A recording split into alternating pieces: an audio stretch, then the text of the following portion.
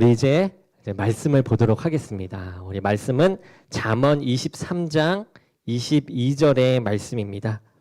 잠언 23장 22절의 말씀입니다. 우리 한 목소리로 함께 봉독하도록 하겠습니다. 시작. 너를 낳은 아비에게 청종하고 내 늙은 어미를 경히 여기지 말지니라. 아멘. 오늘 말씀은 하나님께서 주신 부모라는 제목으로 말씀을 전하도록 하겠습니다. 사람들이 살아가면서 많은 사람들과 관계를 맺고 살아가죠. 특별히 이제 오늘날에는 트위터나 페이스북, 카카오톡이나 인스타그램처럼 이런 소셜 네트워크 서비스, 이 SNS가 활성화되면서 이 사람들은 이제 많은 사람들과 관계를 맺습니다. 얼굴도 직접 보지 못했지만 그럼에도 불구하고 그 사람들과 관계를 맺어가죠. 아마 여러분의 스마트폰 연락처에도 이 많은 사람들의 이름이 저장되어 있을 것입니다. 그리고 사람들은 그러한 많은 사람들과의 관계를 유지하기 위해서 많은 관심과 또 많은 노력을 사용하게 되죠. 홍보 및 인간관계 전문가로 활동하고 있는 이 류에이 원이라는 분이 계십니다. 이분이 쓴 책 중에 인생에서 가장 중요한 7인을 만나라는 책이 있는데요. 이 류에이 원은 이제 많은 사람들과의 이 관계가 있지만 너무 많은 사람에게 잘하려고 애쓰는 것보다 자신의 이 성장에 가장 중요한 역할을 할 7부류의 사람에게 집중하는 것이 훨씬 효과적이다라고 말합니다. 사람의 관계에 쏟을 수 있는 시간은 한정적이니 누구에게나 좋은 사람이 되려고 애쓰는 대신에 자신이 정말로 중요하다라고 생각하는 사람을 선택하고 이에 힘을 쓰라라는 것이죠. 그러면서 어떤 친구나 직장 동료 등이 자신에게 유익이 되고 또 어떤 배우자를 선택해야 좋을지를 말하고 있습니다. 그런데 인생에서 가장 중요한 영향력을 끼치는 사람에 대해서는 언급하지 않고 있어요. 바로 이 부모님입니다. 이 부모와의 관계는 모든 사람에게 가장 큰 영향을 끼치지만 내가 선택해서 관계를 맺을 그 분이 아니라 이미 정해져 있는 분이다라는 것이죠. 그리고 부모는 사람이 태어날 때 가장 먼저 맺게 되는 그런 관계입니다. 친구가 없으면 친구와의 관계가 없죠. 직장이 없으면 직장 생활을 하지 않게 되면 직장 동료와의 관계가 없습니다. 만약 결혼을 하지 않았다면 배우자와의 관계도 없을 것이에요. 그런데 부모와 자식 간의 이 관계는 선택할 수가 없습니다. 내가 태어난 이상 부모와의 이 관계는 선택해야 할 관계가 아니라 주어진 관계로 이제는 제대로 발전시켜 나가야 하는 그런 관계가 되는 것이죠. 그리고 부모의 영향력은 다른 어떤 사람들보다 커서 태어나면서부터 큰 영향력을 미치게 됩니다. 사람들이 성장하면서 다른 사람과의 관계가 이루어지면서 때로 이 부모님과의 이 관계를 이렇게 소홀하게 여길 때도 있습니다만 여전히 부모의 영향력은 살아계시든지 또는 돌아가시든지 여전히 우리에겐 크다라는 것이죠. 이 성경 말씀은 이러한 이 부모에 대해서 어떻게 해야 할지를 명확하게 말하고 있습니다. 부모님을 청종하고 경히 여기지 말라라는 것이죠. 하나님은 자녀들이 부모를 공경했을 때에 이 복을 약속하고 계십니다. 오늘 말씀을 통해서 하나님은 부모님을 어떤 존재로 자녀에게 주셨으며 또 하나님은 자녀들에게 부모를 어떻게 대하기를 원하시는지 우리가 함께 살펴보기를 원합니다. 먼저 하나님은 부모님을 하나님의 대리자로 자녀들에게 주셨습니다. 오늘 말씀에 이 아비를 소개할 때에 너를 낳은 아비라라고 말씀하고 있습니다. 아버지가 아이를 해산하며 직접 낳은 것은 아니지만 여기서 말하고자 하는 것은 이 부모가 자녀를 낳아서 생명을 이 땅에 있게 했다라는 것이죠. 사람의 생명은 이렇게 이 하나님께로부터 나오게 되는 것입니다. 그런데 이 하나님은 이 땅에 생명을 주실 때 누구를 통해서 주신다? 바로 부모를 통해서, 부모님을 통해서 이 땅에 생명을 주신다라는 것입니다. 그뿐만 아니라 하나님은 자녀들이 이 부모님을 통해서 사랑으로 양육될 수 있도록 하셨어요. 부모님은 자신이 낳은 자녀를 이웃 사람 대하듯이 대하지 않습니다. 자신의 생명과 같이 여기면서 또 어떨 때는 자신의 생명보다 더 아끼며 사랑하는 모습을 보이게 되죠. 자녀를 향한 하나님의 사랑이 부모님을 통해서 흘러가도록 우리 부모님을 사용하고 계신 것입니다. 하나님은 이 부모를 통해서 하나님의 생명과 사랑을 자녀들이 경험할 수 있도록 준비해 주셨어요. 그리고 하나님은 하나님의 대리자와 같은 자신을 낳아준 이 부모에게 청종하라라고 말씀하십니다. 우리가 잠언 1장 8절을 함께 보도록 하겠습니다. 잠언 1장 8절입니다. 함께 읽어보도록 하겠습니다. 시작. 내 아들아 내 아비의 훈계를 들으며 내 어미의 법을 떠나지 말라. 아멘. 이 부모님의 가르침을 들으라라고 하는 것이죠. 이 하나님은 부모님의 말씀에 대해서 절대적으로 듣고 순종할 것을 말씀하고 있습니다. 하나님께서 자녀에게 부모의 말씀에 대해서 절대적으로 순종할 것을 요청하신 것은 바로 이 부모는 하나님의 말씀을 전달하는 이 통로가 되기 때문에 그렇습니다. 자녀가 청종해야 할 이 부모의 말씀은 어디서 오게 되냐라고 하면 바로 이 하나님에게서 오도록 되어 있기 때문이다라는 것이죠. 이 신명기 6장 6절에서 7절을 보게 되면 하나님께서 모세를 통하여 이스라엘 백성에게 주신 말씀이 나오게 되는데요. 이 말씀도 우리가 함께 읽어보도록 하겠습니다. 시작. 오늘날 내가 내게 명하는 이 말씀을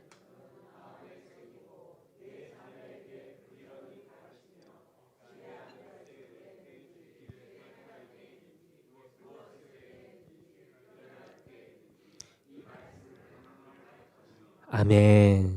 이 하나님께서 이 부모들이 자녀들에게 하나님의 말씀을 먼저 마음에 새기고 그 말씀을 자녀들에게 부지런히 가르치도록 명령하셨습니다.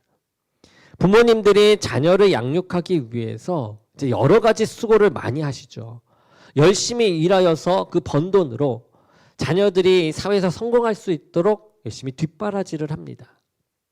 그런데 하나님께서 이 부모들이 자녀들에게 부지런히 하기 원하시는 것은 이 하나님의 말씀을 자녀들에게 가르치는 일이에요.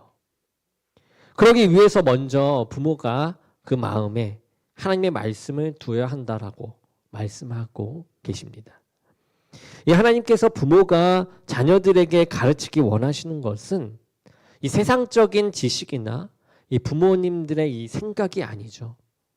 하나님의 말씀을 가르치시기를 원하시는 것입니다. 하나님은 부모가 단순히 이 아이들의 육신적인 성장과 세상적인 이 성공을 위해서 힘쓰는 것이 아니라 하나님의 말씀으로 양육하며 하나님의 자녀로 성장하도록 하시기 원하세요. 그래서 부모님을 이 자녀에게 권위자의 모습으로 세워주셨습니다. 오늘날 교회에서 교사나 목회자가 그러한 일들을 하도록 맡기지만 이 하나님의 말씀은 이 가정에서 부모님들을 통해서 가르치도록 하나님은 이 명령하고 계셨다라는 것이죠. 부모는 이 땅 가운데 하나님의 역할을 대신하는 분입니다. 그러므로 이 자녀들은 부모님을 공경하는 것이 이 마땅한 것이 되는 것이죠. 그리고 하나님이 기뻐하시는 이 자녀는 부모의 말씀을 청종하는 자녀입니다. 보통 자녀들이 부모에게 기대하고 요구하는 것은 사랑입니다. 그래서 때로 형제들끼리 이 부모의 사랑을 받기 위해 시기하고 질투할 때가 있죠. 같은 자식인데 왜 나는 차별하십니까? 라고 하면서 이 불평할 때가 있어요. 그런데 정말로 자녀들이 부모에게 요구해야 할 것, 그것은 부모님의 이 말씀이다라는 것입니다. 하나님은 이 부모님을 통해서 하나님의 말씀이 자녀에게 전달되어지고 실천되어지기를 원하십니다. 그런데 자녀들이 장성하게 되면 이 부모님들의 말씀을 듣고자 하지 않죠. 도리어서 자신의 이 말을 들으라고 이 부모에게 요구하기 시작합니다. 이 부모에게 사랑을 받기는 좋아하면서 이제 부모의 교훈과 말씀은 받기를 힘들어해요. 하나님께서 원하시는 자녀는 이 부모의 말씀에 지속적으로 귀를 기울이는 자녀입니다.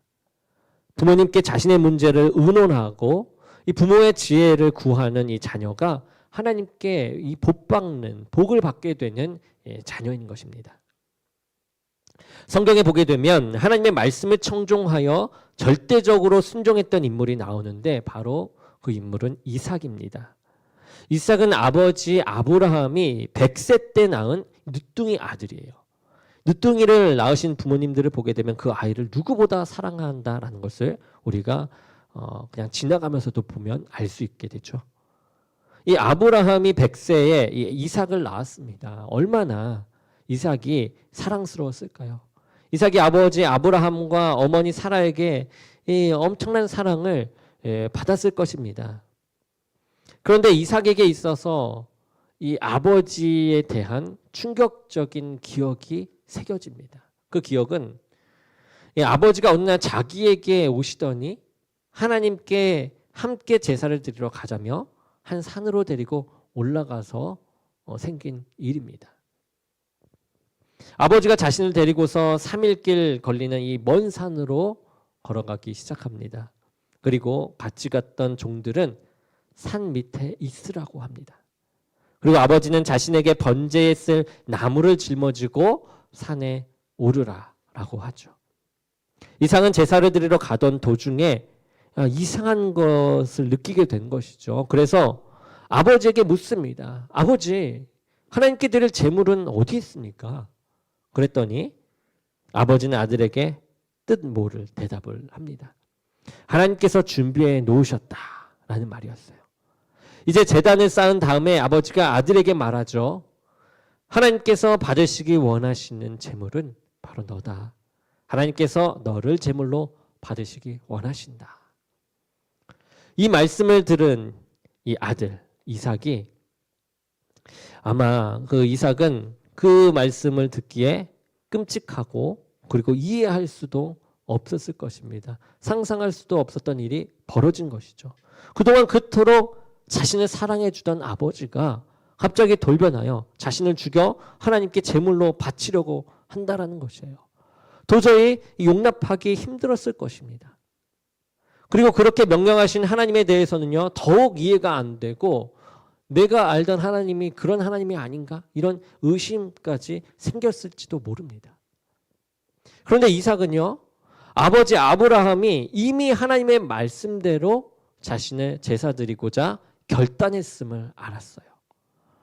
아버지의 말씀이 하나님으로부터 온 것임을 이삭은 잘 알았습니다. 아들 이삭은 아버지 아브라함의 이 말씀을 청종합니다. 단순히 아버지의 말로 듣는 것이 아니라 지금 하나님의 말씀으로 들었기 때문에 이 이야기를 온전히 순종할 수 있었던 것이죠. 그리고 아버지의 말씀에 순종해서 제단 위에 올려진 장작 위에 눕습니다. 그리고 아버지 아브라함은 아들이 움직이지 못하도록 사지를 묶어요. 이러한 일은 이삭이 아버지의 말씀에 절대적으로 순종하지 않으면 있을 수 없는 일입니다. 그때 이삭은 아브라함이 힘으로 제압할 수 있는 나이를 훨씬 넘었을 때였어요. 번제에 쓸 나무를 어깨에 메고 산에 오를 정도로 왕성한 힘을 가지고 있던 청년이었습니다. 그때 이삭의 나이를 보면 25세에서 37세 사이로 추정하는데요. 반면에 이 아브라함, 이 아버지 아브라함의 나이는 100세가 훨씬 넘는 이 노인이죠. 이삭이 원한다면 아버지로부터 쉽게 도망할 수도 있었고요. 도리어 이 아버지를 대적해서 아버지를 해할 수도 있었습니다. 그런데 이삭은 그렇게 하지 않고 스스로 그 제단에 올라가 누웠습니다. 이삭의 순종은 이 아버지의 말씀에 대한 청종이기도 하지만 아버지를 통해서 하신 하나님의 말씀에 대한 이 순종인 것이었죠. 하나님께서는 그 순종을 통해서 아브라함이 하나님을 경외하는 것도 보셨지만 또한 이삭이 하나님과 아버지의 말씀을 경외하며 청종하는 것도 보셨던 것입니다. 자녀가 부모의 말을 청종하는 것이 이 마땅한 도리입니다. 가정 안에서 주된 말의 근원은 부모님이 되도록 해야만 합니다. 어떤 일이 있을 때에 부모님께 의견을 구해야 하는 것이죠. 그분들로 하여금 말씀하도록 자녀들은 그 말씀을 들어야만 합니다. 부모님으로 말씀하게 하시고 그 말씀대로 살아가는 자녀를 하나님은 기뻐하신 것입니다. 그리고 하나님이 기뻐하시는 그 자녀는 연로하신 부모님을 경히 여기지 않는 자녀입니다. 자녀가 어릴 때, 곧 이 부모님들이 젊었을 때 부모님들은 가장 크고 영향력 있는 분들이셨죠. 부모님들은 모든 것을 다 아시는 분으로 여겨졌습니다. 그리고 또 뭐든지 다 할 수 있는 분으로 생각되었죠. 그래서 그 무엇보다 그분들의 존재는 아주 중요하고 위대한 그런 분이었습니다. 그런데 시간이 지나면서 부모님이 이제는 그렇게 대단한 분은 아니라라고 생각하는 그런 생각을 갖게 됩니다. 어렸을 때의 아버지는 내가 기를 쓰고 이기려고 해도 도저히 이길 수 없는 그런 슈퍼맨과 같은 존재였습니다. 그런데 이제 시간이 지나고 나면서 아버지는 연로해지고 나는 강건해지게 되니 이제 아버지와의 힘겨루기는 오히려 아버지께 미안한 마음만 들게 되는 일이 되고 맙니다. 그런데 우리가 부모님을 사랑하고 존경하는 것은 부모님께서 우리를 이길 만한 힘이 있으셔서 또는 우리보다 더 지혜롭기 때문이 아닙니다. 그저 그 부모님이라는 그 자체로 우리에게는 그 누구보다 중요한 분이기 때문이죠. 성경은 특별히 이 부모가 늙으셨을 때에 자녀들에게 경히 여기지 말라라고 경고하고 있습니다. 젊었을 때에 자녀의 삶까지 책임지셨던 이 부모님께서 연세가 드시면 자신의 몸조차도 가누기 힘들어 하실 정도로 연약해지시기도 합니다. 그리고 사람들은 그러한 연세 드신 분들이 아무 쓸데없다고 경히 여기기도 하죠. 그런데 자녀들은 그러한 부모님일수록 이 경히 여기지 말아야만 합니다. 경히 여긴다라는 말은 가볍게 여기는 건 무시한다라는 뜻입니다.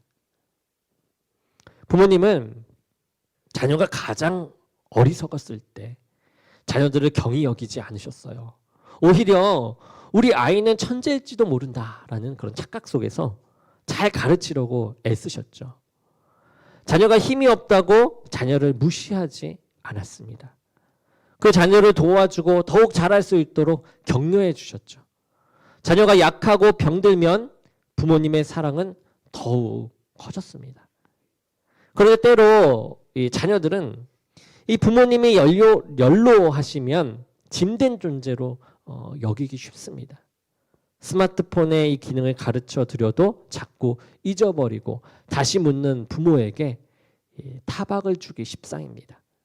어떤 일을 할 때 힘들어하시는 그 모습을 보면서 도와줄 생각은 안 하고 그렇게 하다가 다치면 큰일 난다라고 가만히 좀 계시라고 타박을 하기도 하죠.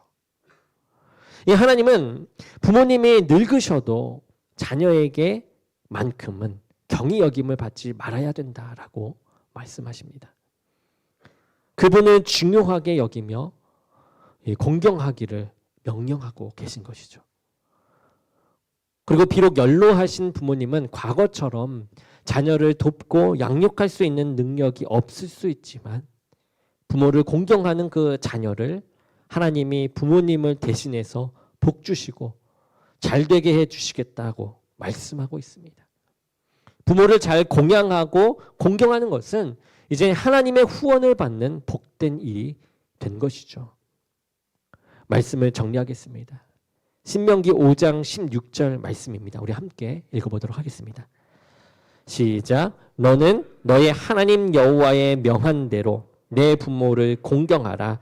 그리하면 너의 하나님 여호와가 내게 준 땅에서 내가 생명이 기리고 복을 누리라. 아멘. 이 하나님은 부모와 자녀의 관계를 서로 택할 수 없는 관계로 우리에게 설정해 주셨어요. 그리고 그 관계를 통해서 하나님은 그 자녀들에게 이 복을 주시기를 원하십니다. 그런데 반대로 부모와의 관계를 잘 이루지 못하게 되면 그것이 화가 됩니다. 마태복음 15장 4절 말씀입니다. 마태복음 15장 4절 함께 보겠습니다. 시작. 하나님이 이르셨으되 내 부모를 공경하라 하시고 또 아비나 어미를 회방하는 자는 반드시 죽으리라 하셨거늘. 아멘. 이 부모는 이 땅에 보내신 하나님의 대리자와도 같은 분들입니다. 부모를 공경하는 것은 부모를 통해서 나에게 생명을 주시고 또 사랑을 주시고 말씀을 주신 하나님 아버지를 공경하는 일이기도 합니다. 그리고 또한 부모도 자녀들이 자신을 통해서 복을 받을 수 있도록 이 축복의 통로의 역할을 잘 감당해야 하는 것이죠. 하나님께서 주신 이 자녀를 내 몸과 같이 사랑하면서 하나님의 사랑을 드러내야만 합니다. 하나님의 말씀으로 그 사랑을 드러내는 것이죠. 그리고 무엇보다 하나님의 말씀을 새기고 그 말씀대로 자녀를 양육하는 그런 역할을 부지런히 해 나가야만 합니다. 이제는 이 어버이날을 맞이해서 이 부모에 대한 생각 그리고 내가 자녀된 모습 이것을 생각하며 이제 하나님께서 주신 부모와 자녀 간의 관계를 통해 하나님의 이 복을 누리는 복된 삶으로 살아가는 저와 여러분이 되기를 주님의 이름으로 간절히 축원합니다.